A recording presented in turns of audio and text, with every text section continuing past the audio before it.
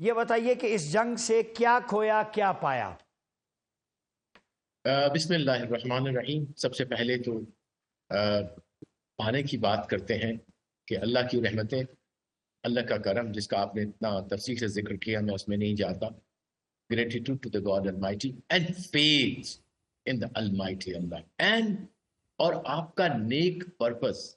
जहाद के पीछे पर्पस होता है। जिस तरह आजकल के मॉडर्न दौर में हम कहते हैं कि वार ऑब्जेक्टिव आपके क्या होते हैं, और ये तारीख बताती है कि वार वार के जो रिजल्ट्स हैं they all depend on your war objective. इसी तरह से अगर हम रिलीजियस तरीके से हम बता रहे हैं कि हमारी नीयत और जुलूस ये था कि हमने धरती को, अपने मुल्क को, अपने लोगों को और मुल्क की सवरनिटी को बचाना है।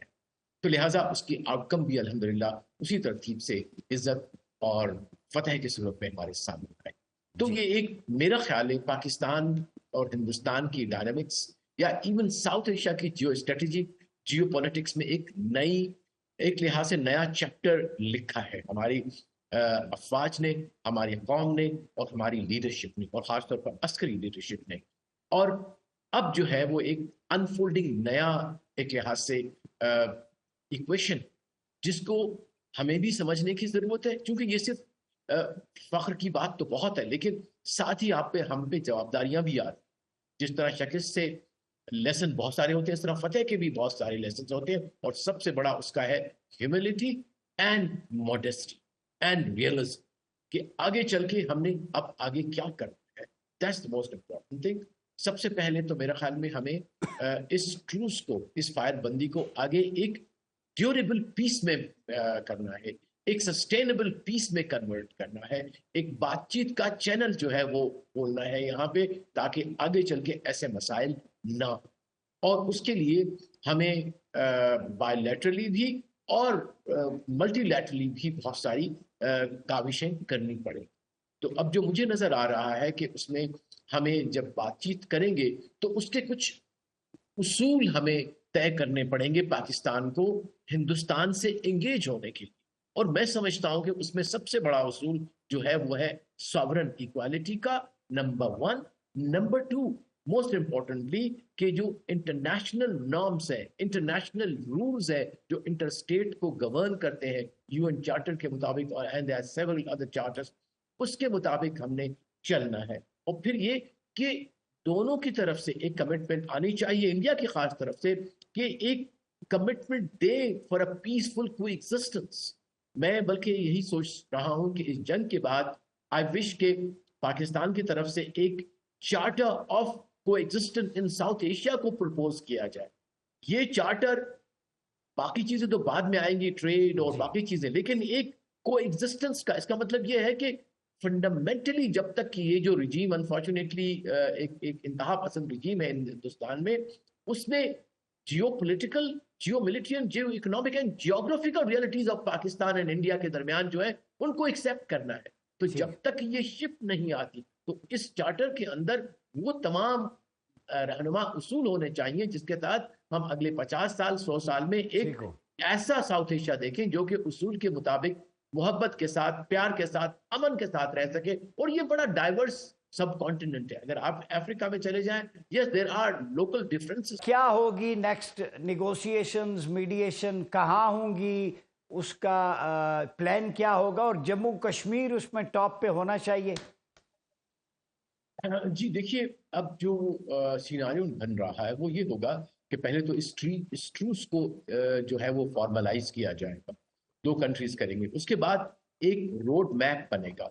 एक रोड मैप हम बनाएंगे, एक अपनी प्रायोरिटी के साथ, एक रोड मैप हमारा मुखालिफ बनाएगा, और ठीक। फिर जो मीडिएशन वाले होंगे वो लोग बीच में आके कोई दरमियाना रास्ता निकालेंगे। तो अब ये पता नहीं कि दुश्मन की तरफ से क्या रोड मैप अपना वो बनाते हैं, लेकिन हमारी जो प्रायोरिटीज मेरे नजर में होनी चाहिए उसमें इस तरह से होना चाहिए कि इंडस वाटर ट्रीटी, जिसकी सैंक्टिटी जो है वो गारंटीड है बाय इंटरनेशनल लॉ, जी। उसको हम टॉप पे रखें कि रेस्टोरेशन ऑफ वो जो का सस्पेंशन था दैट शुड बी या। विथड्रॉन। और एक ironclad guarantees international community दे हमें, जिसके अंदर वर्ल्ड बैंक, यूएस हो, यूएन हो, कि इसको कोई भी आल्टर नहीं करेगा इंडर वाटर ट्रीटी को, और कभी भी इसको वेपनाइज नहीं करेगा पानी को। ठीक। उसके बाद जो इस वक्त with in the Indus water treaty में अगर कोई चल भी रहे हैं, जो सम ऑफ द जो उसके डैम्स हैं, फॉर एग्जाम्पल किशन गंगा है और एक दो और है, तो उसके लिए एक इंटरनेशनल मॉनिटरिंग मैकेनिज्म होना चाहिए कि इंटरनेशनल ऑब्जर्वर हो, थर्ड पार्टी हो, जो कि उनको हमारे और दोनों कंट्रीज हो, ताकि इसमें कोई गलती का इम्कान, कोई इबहम का इम्कान अच्छा न रहे। जिया क्योंकि अब जी बलोचम, जी मैं जी दोहरा देता हूँ, शायद मैं तीसरी दफ़ा ये सवाल कर रहा हूँ, अब्दुल्ला भाई से पूछा था। कश्मीर में इंडियन स्टेट टेररिज्म, 8 लाख फौज वहाँ निहत्ते कश्मीरियों को कत्ल कर रही है, जिद्दोजहद दबा रही है, उसको प्रायोरिटी नहीं होना चाहिए? मैं आता हूं। कश्मीर का जो मसला है, it is now A triangular मसला जिसमें पाकिस्तान, चाइना, इंडिया है। अब यूएन ने भी, अभी मैं पढ़ रहा था, शायद यूएस वो अनकंफर्म्ड है, लेकिन जो सब्सिक्वेंट अभी ट्वीट आया है प्रेसिडेंट ऑफ यूएसए कि हम कश्मीर के ऊपर भी फैसिलिटेट करेंगे एक लॉन्ग टर्म सेटलमेंट का। अगर वो हो जाता है तो उसको भी डेफिनेटली हमें एड्रेस इस तरह करना चाहिए, लेकिन ये चूंकि इतना मुश्किल जो है वो मसला है कश्मीर का, कि इसमें टाइम लगेगा, ठीक। वक्त लगेगा। लिहाजा इसको हमें, इसके रहनुमा उसूल तो जरूर हम तय कर सकते हैं, लेकिन सेटलमेंट की तरफ थोड़ा टाइम लगेगा। लेकिन जो इमीडिएट हो सकता है, इसलिए मैंने इंडस वाटर ट्रीटी को कहा कि हमें इमीडिएटली इसको बंद करना है और उनको सस्पेंशन को खत्म करना है। उसके बाद टेररिज्म की बात है। Of course, Pakistan is open to discuss terrorism with anybody in the world, especially with India, and that brings at your point. Drone Pakistan में इंडिया ने भेजे थे, उन पे इजराइल के लोगों थे, इजरायली साख्ता ड्रोन थे। तो नेतन्याहू की रूह कहीं मोदी में हुलूल तो नहीं कर गई, और ये सेहोनिज्म और हिंदुत्व ने मिल के कहीं पाकिस्तान को निशाना तो नहीं बनाया? आप इस नेक्सस को कैसे देखते हैं? जी डेफिनेटली, एक हमने गुज़श्ता कुछ सालों में ये एक अल्ट्रा नेशनलिज्म का राइज देखा हिंदुस्तान में, जिसका बाय प्रोडक्ट जो है वो बीजेपी की सूरत में आरएसएस की सपोर्ट से नजर आया, जो कि based on hate, based on otherness, based on discrimination and apartheid है। एग्जैक्टली यही फार्मूला इजराइल के अंदर भी है। अदरनेस है, डेमोनेशन है कि वो इंसान ही नहीं है। इसी तरह से इन्होंने बहुत सारे अल्फाज में, बल्कि डायरेक्टली भी कहा है इनके कुछ आइडियोलॉग्स ने कि मुसलमान या जो हिंदू नहीं है हिंदुस्तान में, वो हमारे काबिल ही नहीं है, इस काबिल सिटीजन ही नहीं है इक्वल। तो एक अपार्थाइड की स्टेट जो है वो इजराइल जो है गजा और फलस्तीन के पट्टी पे कर रहा था एक लिहाज से इम्पोज, और दूसरी अपार्थाइड जो है वो कश्मीर में हिंदुस्तान कर रहा था। तो डेफिनेटली एक आइडियोलॉजिकल एफिनिटी उनकी है, और वो आइडियोलॉजिकल एफिनिटी गुज़श्ता सालों में हमने देखा है कि translate हुई है into tangible cooperation. In fact, even the tactics they have tried to use